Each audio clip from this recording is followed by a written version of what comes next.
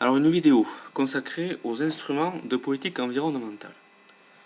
L'objectif de cette vidéo sera de savoir expliquer, à partir des exemples de défaillance du marché, bien commun, externalité, en quoi consistent les instruments de politique environnementale.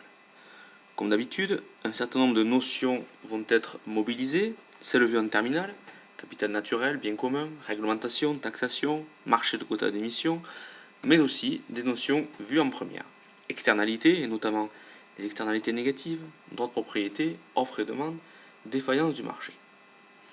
Alors le point de départ, il est simple, il est celui qui consiste à dire que les activités humaines, et en particulier les activités économiques, production, consommation, sont source de dégradation environnementale. Parmi ces dégradations, il y a les émissions de gaz à effet de serre qui contribuent à modifier le climat en augmentant la température terrestre moyenne. Et les conséquences de cette élévation de température sont aujourd'hui bien connues, la sécheresse, la fonte des glaces, des événements indésirables tels que les raz de marée, et bien sûr les maladies humaines.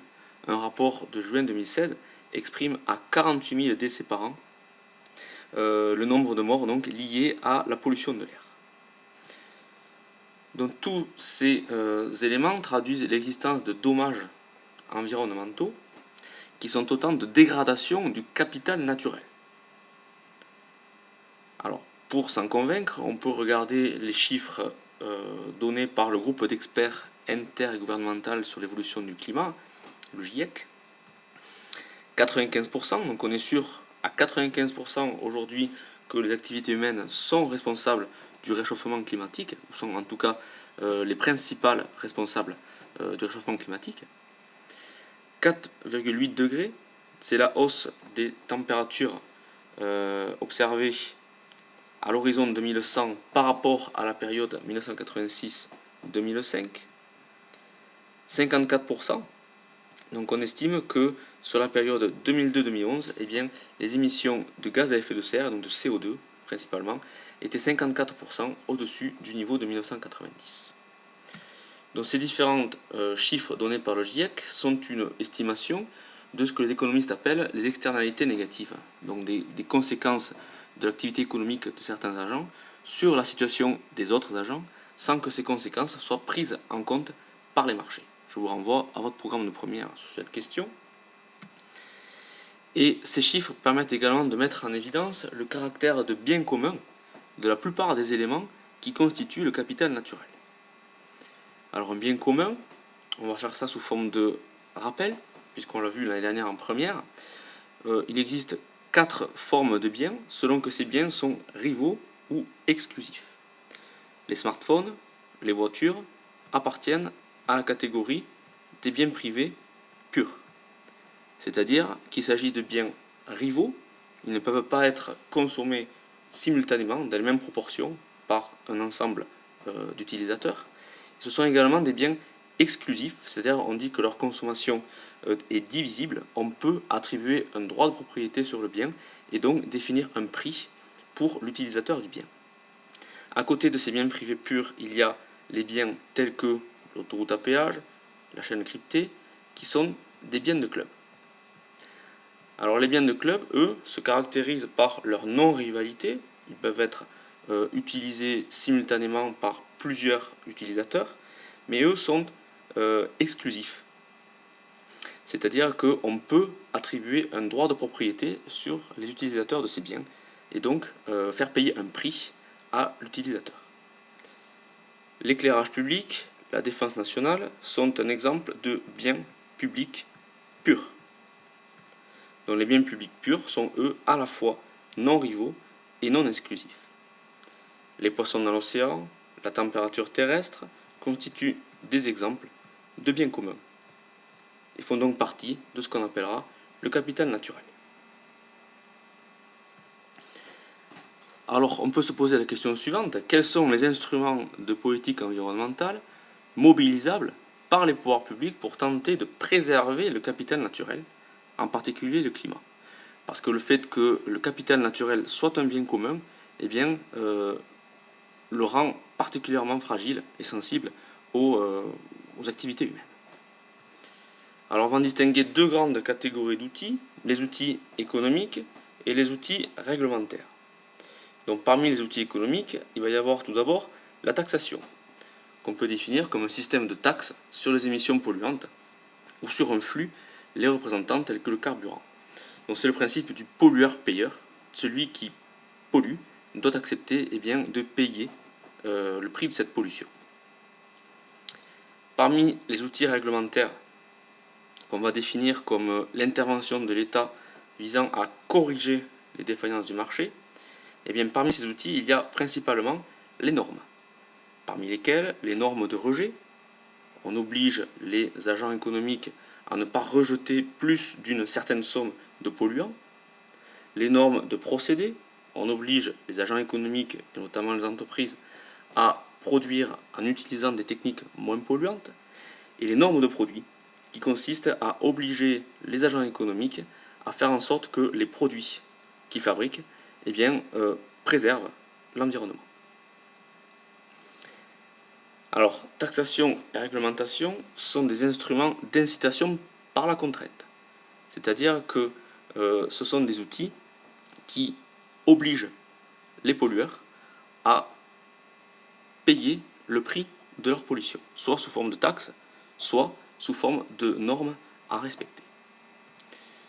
Le marché de quotas d'émissions, donc outil économique, est un système d'échange de droits à polluer, c'est-à-dire des droits de propriété sur une certaine quantité de CO2. Donc on va développer cet outil dans les diapos suivantes, mais on peut déjà faire remarquer que le marché de quotas d'émissions est, contrairement aux deux autres outils, un instrument d'incitation par le prix. On incite les agents économiques à réduire leurs émissions de pollution en leur faisant payer le prix de cette pollution. Mais à la différence de tout à l'heure, le prix, cette fois-ci, va être défini par le marché et non par les pouvoirs publics. Alors ce marché de quotas d'émissions, comment est-ce qu'il fonctionne? Donc on va prendre le cas européen, puisqu'il existe depuis 2005 12 000 installations industrielles responsables de 40% des émissions de CO2 dans l'Union européenne, qui échangent des quotas d'émissions de CO2 au sein du système d'échange de quotas européen. Donc ceux qui n'utilisent pas la totalité de leurs quotas, c'est-à-dire les entreprises qui sont les plus efficaces, ceux qui arrivent à atteindre leurs objectifs de production en utilisant moins de quotas que la quantité de CO2 qui leur a été attribuée, vendent les quotas non utilisés à ceux ayant besoin de dépasser leurs quotas, c'est-à-dire ceux qui, pour atteindre leurs objectifs de production, doivent utiliser plus de CO2 qu'on leur a accordé. Donc ceux-là sont donc demandeurs. On voit ici que le prix du quota va être régulé en fonction de la loi de l'offre et de la demande.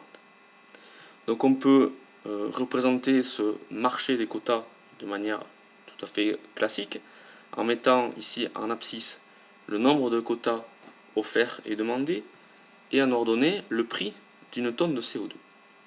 Donc on va avoir une offre de quotas croissante en fonction du prix. Plus le prix du quota est élevé et plus il est intéressant de vendre un quota, et une demande de quotas décroissante en fonction du prix. Plus le prix de la tonne de CO2 est élevé et moins il est intéressant d'acheter des quotas. Donc si on regarde concrètement l'évolution du prix de la tonne de CO2 depuis la création du marché européen du carbone en 2005, on voit que le prix de ces quotas fluctue fortement. Donc si on s'intéresse à certaines périodes particulières, par exemple ici entre janvier 2008 et mai 2008, on voit que le prix de la tonne de CO2 passe d'environ 21 € à 34 €.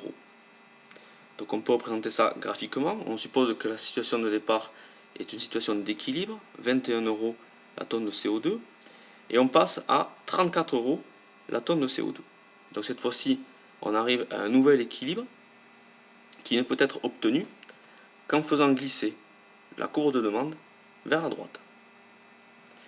Donc sur la période qui va de janvier à mai 2008, on constate que la demande progresse beaucoup plus rapidement que l'offre. Ce qui traduit en fait une période de forte croissance économique où les entreprises ont besoin de produire énormément et donc sont fortement demandeuses de quotas de pollution.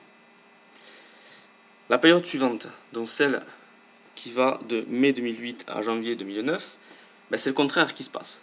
Le prix de la tonne de CO2 passe de 34 € à 10 € la tonne. Donc graphiquement, on a un nouvel équilibre qui ne peut être obtenu, cette fois-ci, que par déplacement de la courbe de demande vers la gauche. Donc sur la période de mai 2008 à janvier 2009, on a cette fois-ci une demande qui diminue ou qui progresse moins vite que l'offre. C'est la période de crise économique liée à la crise des subprimes. Donc on voit à travers cet outil que les incitations à investir dans des technologies moins polluantes varient en fonction du prix du marché, qui varie lui-même selon la situation économique. Donc plus le prix de la tonne de CO2 est élevé, et plus les entreprises sont incitées à investir dans des technologies moins polluantes, et inversement. Donc en conclusion, qu'est-ce qu'il nous faut retenir? 3 choses. Première chose, c'est qu'il existe 3 instruments de politique environnementale. Le premier, on l'a dit, c'est la taxation, qui a été inspirée par un économiste qui s'appelait Pigou, donc au début du XXe siècle. En France, l'exemple le plus connu est celui de la contribution climat-énergie, mis en place en 2014, payée par les ménages et les petites et moyennes entreprises, et qui consiste donc à imposer une taxe de 22 € la tonne de CO2, ça c'est pour l'année 2016, sur l'utilisation de carburant, de charbon, de gaz et de fioul. Deuxième outil, la réglementation, donc principalement les normes. La plus connue est probablement, dans le cas français, la réglementation thermique, RT 2012, qui oblige les habitations neuves à consommer au maximum 50 kWh d'énergie primaire par mètre carré et par an. Troisième outil, donc on l'a dit, le marché de quotas d'émissions, qui a été inspiré par un économiste américain, John Dace, en 1968, et dont l'exemple le plus connu est celui de l'Union européenne, mis en place en 2005, qui s'inspire d'ailleurs des expériences américaines et qui a été mis en œuvre dans le cadre du protocole de Kyoto de 1997. Donc on a bien 2 catégories d'outils, ceux qui vont procéder par incitation par la contrainte publique et celui qui va procéder par incitation par le prix du marché. Deuxième chose à retenir, c'est que le marché de quotas d'émissions de CO2 est l'outil privilégié par l'Union européenne en matière de politique climatique. Et enfin, dernière chose, mais ça on va le développer dans la vidéo suivante, c'est que ces 3 outils sont en réalité largement complémentaires.